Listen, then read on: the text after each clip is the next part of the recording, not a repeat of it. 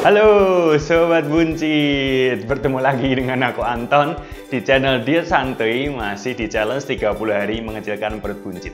Kita masuk ke hari ke-10. Sudah sepertiga perjalanan kita lalui untuk mencapai 30 hari. Kamu sudah nonton videonya dari awal sampai akhir belum? Kalau belum, aku sarankan kamu nonton dulu, urut. Karena sadar nggak sadar, aku itu menyusun videonya supaya mudah dipahami. Mulai dari konsep dulu. Setelah itu gimana caranya ngatur pola makan. Setelah itu gimana caranya ngirit kalori tanpa merubah pola makanmu sehari-hari. Nah, kalau kamu sudah nonton urut, baru kamu nonton video ini. Karena di video ini aku mau membahas beberapa kesalahan yang sering dilakukan orang ketika mereka sedang berdiet. Ada dua kesalahan ini. Dua kesalahan ini sebenarnya akarnya sama, yakni terlalu berfokus pada kuantitas atau jumlah.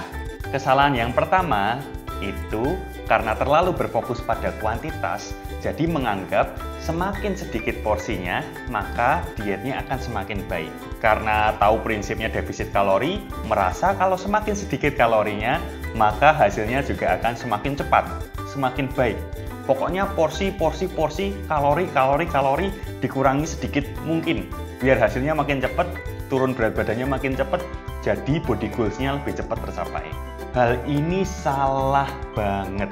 Dalam konteks yang tepat, memang kalori dan porsi itu hal yang paling dasar dan utama terkait menurunkan berat badan dan mengecilkan perut buncit. Tapi, ada hal yang kamu harus pahami supaya kamu tidak terjerumus ke defisit kalori yang terlalu banyak. Ketika defisit kalorimu terlalu banyak, kamu akan mengalami beberapa hal berikut ini. Yang pertama, kamu bisa saja makan jauh di bawah BMR. BMR itu adalah basal metabolic rate, atau bahasa gampangannya, kalori yang dibutuhkan oleh tubuh untuk melakukan aktivitas-aktivitas vitalnya. Aktivitas vital ini seperti bernafas, jantung berdetak, berpikir, itu semua pakai kalori loh.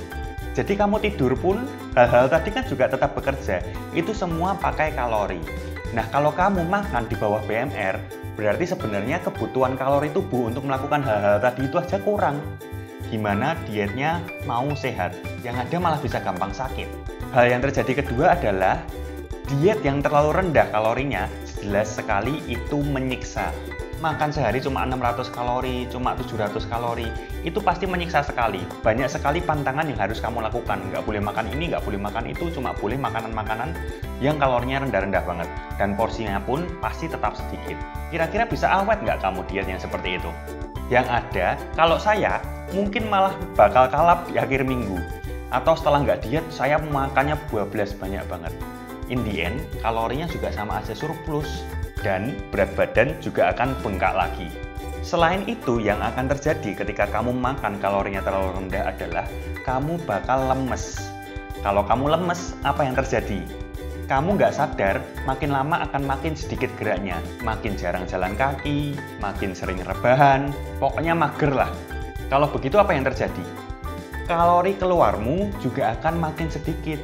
Jadi niatnya makan makin dikit, tapi sama aja. Badanmu mengkompensasi dengan mengeluarkan kalori yang semakin sedikit, dengan cara membuatmu malas gerak.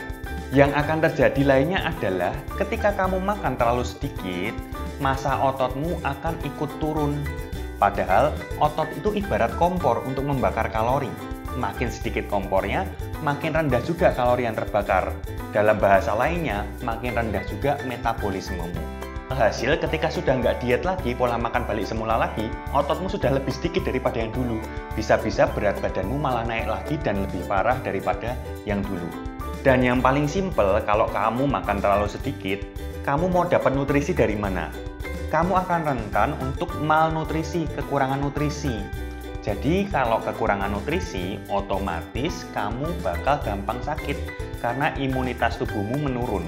Jadi, aku mau kamu sadar kalau kalori itu memang penting dan perlu defisit kalori untuk mengecilkan perut buncit. Tapi bukan berarti makan super sedikit kalori. Itulah kesalahan pertama orang yang terlalu berfokus pada kuantitas, yakni berpikir semakin sedikit jumlahnya, semakin cepat hasilnya. Dan itu sekali lagi salah. Jangan begitu ya. Kesalahan kedua terkait kuantitas adalah karena terlalu berfokus pada kuantitas, lupa dengan yang namanya kualitas.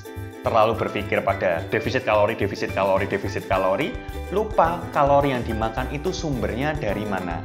Soalnya begini, kamu makan 500 kalori dari kentang goreng dan soda, tentu hasilnya akan berbeda dengan yang makan 500 kalori dari nasi, ikan salmon, dan juga sayur.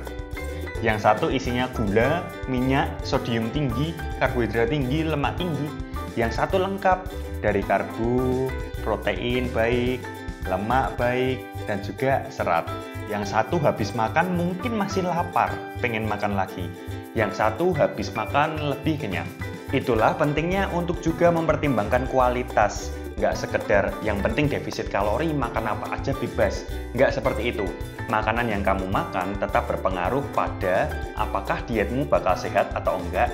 Nah, ngomongin soal kualitas, di video-video selanjutnya akan aku bahas langkah-langkah praktis yang bisa kamu lakukan segera supaya kualitas makananmu setiap harinya membaik. Jadi jangan lupa subscribe dan juga bunyikan lonceng notifikasi, lalu klik like dan